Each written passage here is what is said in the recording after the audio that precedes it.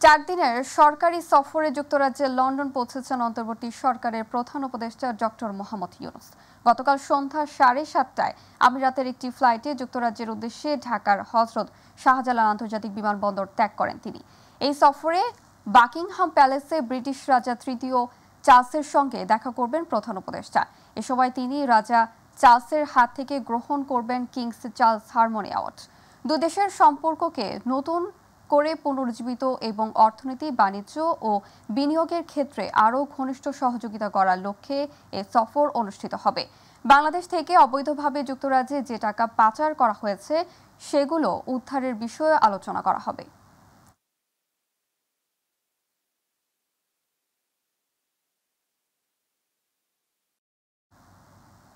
প্রধান উপদেষ্টার সাথে তারেক রহমানের বৈঠক অনানুষ্ঠানিক হলেও অনেক গুরুত্বপূর্ণ বিষয়ের সমাধান হবে বলে আশাবাদ ব্যক্ত করেছেন বিএনপির মহাসচিব মির্জা ফখরুল ইসলাম আলমগীর।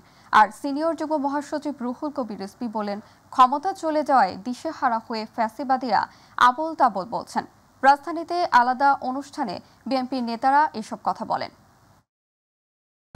হলে অনেক সমস্যার সমাধান হয়ে যেতে পারে এবং অনেকগুলো সহজ হয়ে যেতে পারে, নতুন ডাইমেনশন সৃষ্টি হতে পারে, সম্ভাবনা অনেক আর কি। এখন এটা নির্ভর করবে আমাদের নেতৃবৃন্দের উপরে যে তারা এটাকে কিভাবে সেই সম্ভাবনার দিকে নিয়ে যাবে। সময় পজিটিভ দিকটাই দেখতে চাই, ব্রাইট দিকটাই দেখতে চাই। তাতে করে আমি এই একটা সুযোগ সৃষ্টি হয়েছে যেটাতে অনেক সুযোগ তৈরি হতে পারে। স্বরাষ্ট্র উপদেষ্টা লেফটেন্যান্ট জেনারেল অবসরপ্রাপ্ত মোহাম্মদ জাহাঙ্গীর আলম চৌধুরী বলেছেন, জুলাই আন্দোলনে হাজারেরও বেশি মানুষ খুনের ঘটনায় সারা দেশে শত শত মামলা দায়ের করা হয়েছে। এসব মামলায় অগণিত আসামি করা হয়েছে। আসামির সংখ্যা বেশি হওয়ায় মামলার তদন্তে কাজে বিলম্ব হচ্ছে। সকালে গাজীপুরে সাংবাদিকদের সঙ্গে আলাপকালে তিনি এসব কথা বলেন। এদিন গাজীপুর মেট্রোপলিটন পুলিশের আওতাভুক্ত গাছা থানা পরিদর্শনে আসেন। তিনি বলেন, কে দোষী আর কে নির্দোষ তা বের করে দোষীদের শাস্তি ও নির্দোষ ব্যক্তিদের যেন হয়রানি না হয় সেজন্য তদন্ত কার্যক্রম শেষ করতে দেরি হচ্ছে। কতগুলি অনেক এর ভিতরে অনেক দোষী আছে, অনেক নির্দোষী লোকেরও আমরা আসামি করে দিই।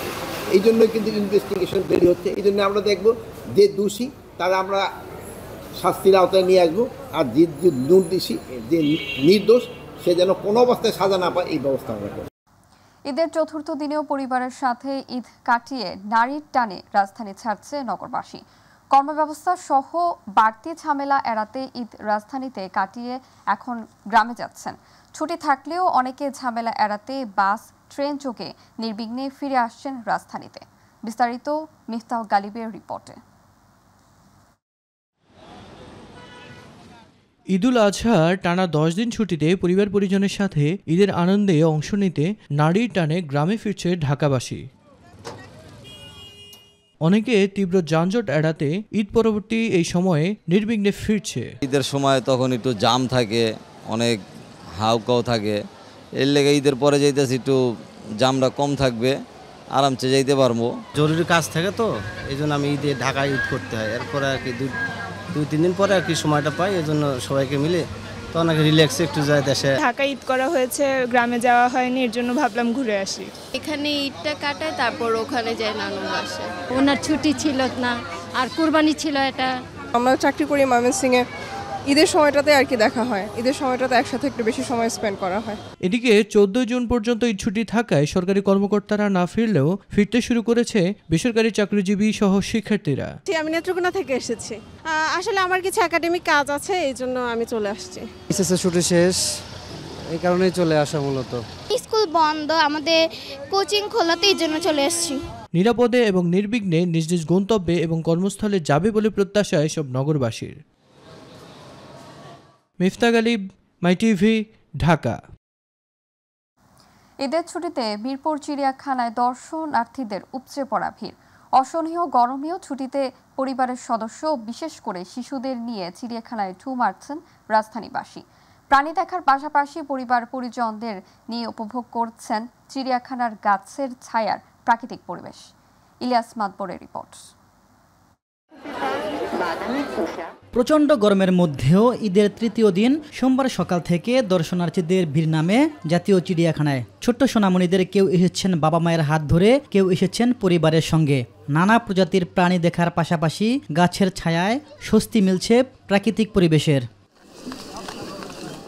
চিড়িয়াখানায় সামনাসামনি বিভিন্ন ধরনের প্রাণী দেখে উচ্ছ্বাসিত শিশুরা। ভালো লেগেছে, খুব ভালো লেগেছে। সামনে বাঘ দেখতে খুবই ভালো লাগলো। এখানে আমার এসব খুবই ভালো লাগছে।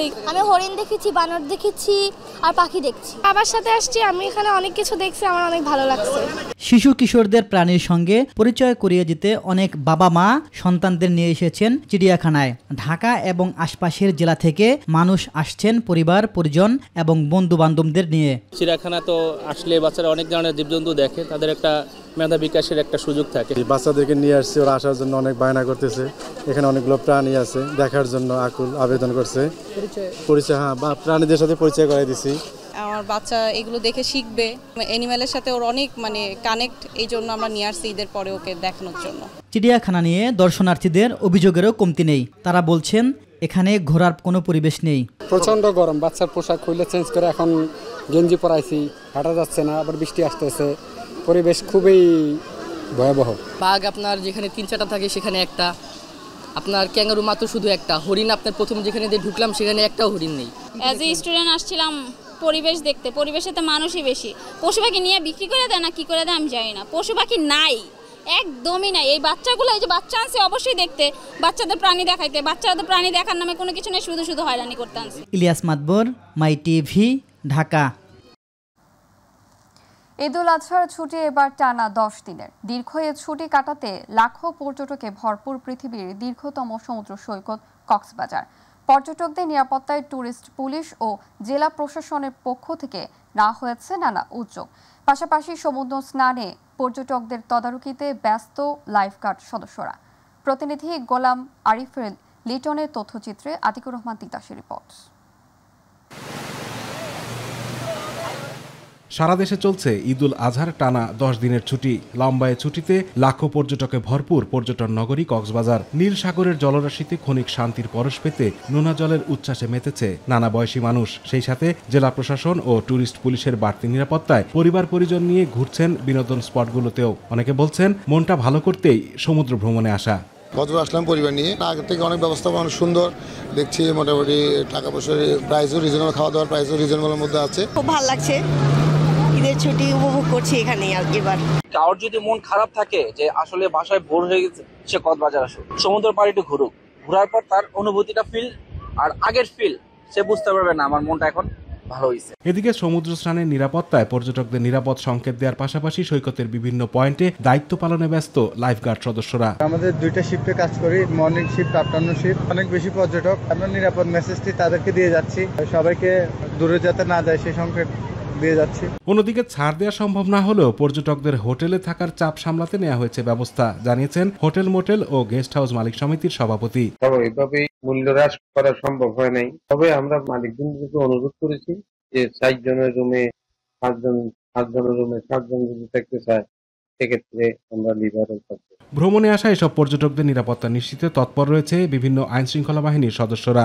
পর্যটকদের নিরাপত্তার জন্য জেলা পুলিশ, টুরিস্ট পুলিশ, আমাদের সেনাবাহিনী আছে, এছাড়া আমাদের র্যাব সহ অন্যান্য যে আমাদের নিয়মিত যে বাহিনীগুলো আছে তাদের সমন্বয়ের টিম নিয়মিত টহল আছে। 10 দিনের টানা এই ঈদের ছুটিতে পর্যটকদের আনন্দ আর স্বস্তির সমুদ্র ভ্রমণে সবসময় সজাগ দায়িত্ব পালন করছে টুরিস্ট পুলিশ। আতিকুর রহমান তিতাস, মাই টিভি।